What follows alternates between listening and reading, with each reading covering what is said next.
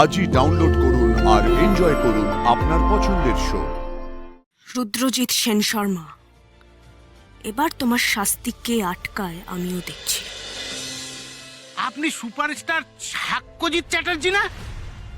এখন আমি বুঝতে পারলাম। আরে আমি তো আপনার অনেক ছবি দেখেছি। এখন সিনেমা করেন না কেন দাদা? সিনেমা? আমার জীবনটাই তো এলোমেলো হয়ে গেছে, তাই ওসব ছেড়ে দিয়েছি আমি। সারাদিন এখানে বসে না থেকে চলুন না আমার সঙ্গে চন্দননগর, মঞ্জুরিদির বাড়ি থেকে ঘুরে আসি। না না, তা হয় না। আপনি একটা কাজে যাচ্ছেন, সেখানে আমি গিয়ে মানে ওনাদের অসুবিধা হতে পারে, তাই না? আরে কোনো অসুবিধা হবে না, আপনি তো আমার সাথে যাচ্ছেন। দাঁড়ান, মঞ্জুরিদিকে একটা ফোন করে নি। ময়নাদা, আপনি ফোন। আরে আরে দাঁড়ান না আপনি। আমার কথাটা শুনুন। আমি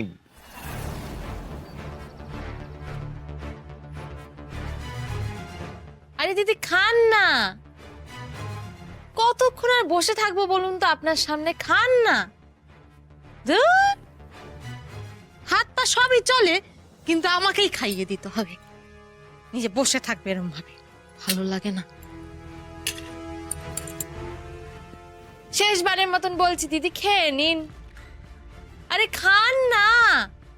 ধুর বাবা, ভালো লাগে না, ঘন্টার পর ঘন্টা বসে আছি।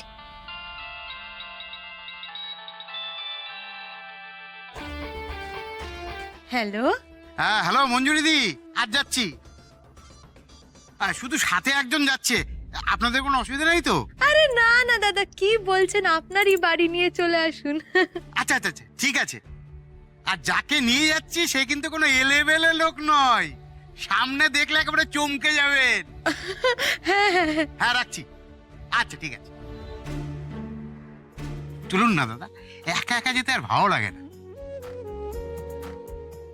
ময়নাদা এত করে বলছে, না গেলে তো দুঃখ পাবে মানুষটা। কাজও তো তেমন কিছু নেই, কিন্তু এদিকে মহাগৌরীকে একা ছেড়ে দিয়ে চলে যাওয়াটা আর কি ঠিক হবে? যে তো চুপ করে বসে থাকবে না। তার উপর ওর ছেলে রুদ্র এখন হাসপাতালে, সেই খবরটা এখনো বাইরেও আসেনি। নিজের ইমেজ বাঁচাতে যে মনে হয় না এখন কিছু করবে। ও দাদা, কি এত ভাবছেন? না না, ঠিক আছে, চলুন চলুন, আমি যাবো আপনার সঙ্গে। ওই আমার বাইকেই দুজনে চলে যাব। আরে বাহ, তাহলে তো ট্রেনের কোনো ঝামেলাই নেই। দু ভাই বাইকে হাওয়া খেতে খেতে চলে যাবো। হ্যাঁ ছোট, এদিকে আয়। শোন, চাটা হয়ে গেলে কেটলিতে ছেঁকে দিবি।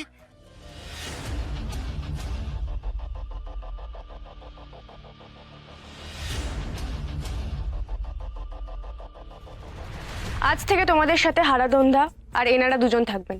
তোমরা 24 আওয়ার্স অ্যালার্ট থাকবে, okay? Yes ma'am. Yes ma'am. Make sure doctor আর নার্স ছাড়া এই কেবিনে যেন কেউ ঢুকতে না পারে। এমনকি ছেলেটার বাড়ি থেকেও যদি কেউ দেখা করতে আসে, তাদের কাউকে এই কেবিনে ঢুকতে অ্যালাউ করবে না, ওকে? Okay ma'am. এবার আমিও দেখি শেষ অবধি কি হয়। Doctor, yes. পেশেন্টের কি কন্ডিশন? এখন সিচুয়েশন একটু বেটার। আই হোপ কাল পরশুর মধ্যে আমি ডিসচার্জ করতে পারবো। Thank you. ওকে। ম্যাম, ডিসচার্জের দিনই ছেলেটা কোর্টে যাবে। Excuse me. রুদ্রজিৎ সেন শর্মা, এবার তোমার শাস্তি কে আটকায় আমিও দেখছি।